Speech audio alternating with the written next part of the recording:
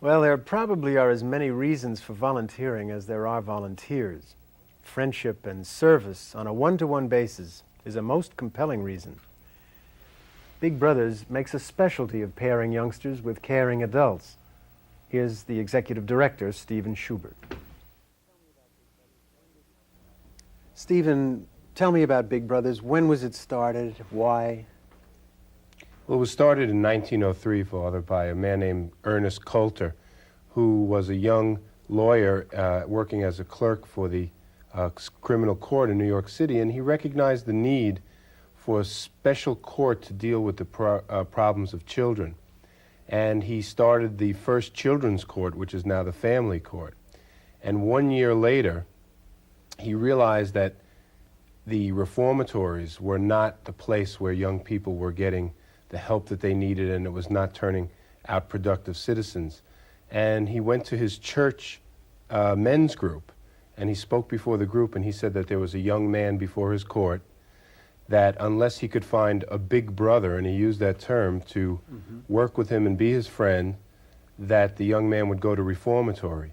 And he got a plethora of volunteers, and we were formally incorporated in 1909 and serving children to this day. I'm amazed that it goes back that far. I had no idea. Is it exclusively for boys and Big Brothers? No, we're serving girls since 1970, and there have been big sister agencies in the country since the very beginning of the movement. What actually then does a big brother or a big sister do? Well, they serve as the friend and guidance and basically a role model for the youngster. What they do is they fill the gap in the family where a parent is missing. For example, the father in New York, we have 500,000 single-parent families, with about 95% of them women head of households. So with so many men missing in the family, the children don't have a male role model, so the big brother serves as a positive role model. What do the volunteers get out of this? Well, they get a number of things. First of all, they get to provide a service. Many of our volunteers are young, upwardly mobile people in the city. Many of them are single and want to play a contributory role in the society and to help it out. They also get the friendship of a young person, which, because they don't have their own families, many of them, they are missing. Then we have men and women whose children have grown and have left the nest, and they are looking for the contact with a young person. And it's fun to be with a young person, and many of them, they get love and enjoyment and a lot of satisfaction from. What do you actually look for in a volunteer? Well, our screening process is a very, very careful one and is really the heart of our program, Father.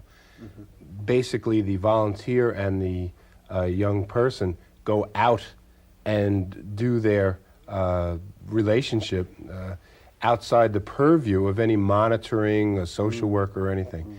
And therefore, it's a very important trust has to be established between the family and the volunteer and the agency and the volunteer in order for them to feel free to carry on their work. And what we look for are people who are well-rooted in the community. They may be new arrivals to New York, but they have roots and they have relationships, established relationships, because our rule is that if you have proven that you can have relationships and maintain relationships, then you are more likely to be successful in the relationship with the child. Stephen, what are your hopes for the volunteer and for the child being served in the program? Well, our hopes for the child, let me start with the child. My hopes for the child in the program is that they will be brought through a difficult period in their life. The children come to our attention because the mothers or fathers are calling us saying that we need your service. And the reason that precipitates those calls are usually that the youngster appears to be on the verge of getting in trouble or beginning some activities that they feel are leading to problems.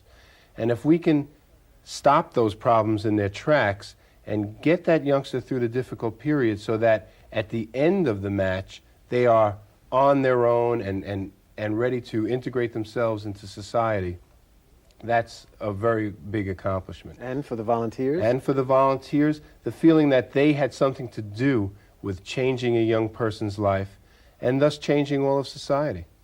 Stephen, what's the best thing about being a volunteer? Well, I think the best thing, Father, about being a volunteer is the feeling of fulfillment that the person gets after their sessions with the child. For example, we have our Big Brother of the Year who, his little brother was diagnosed as having cancer in the middle of the match, and the Big Brother stuck with it and helped the child get through chemotherapy and many of the other painful processes and testing, and now the child is in remission. And that Big Brother was told by the doctor that his relationship with the child was an important factor in this child's recovery and current condition. So the feeling that that adult volunteer has is something that, could never be bought or replaced or, purchased with a ticket to Club Med.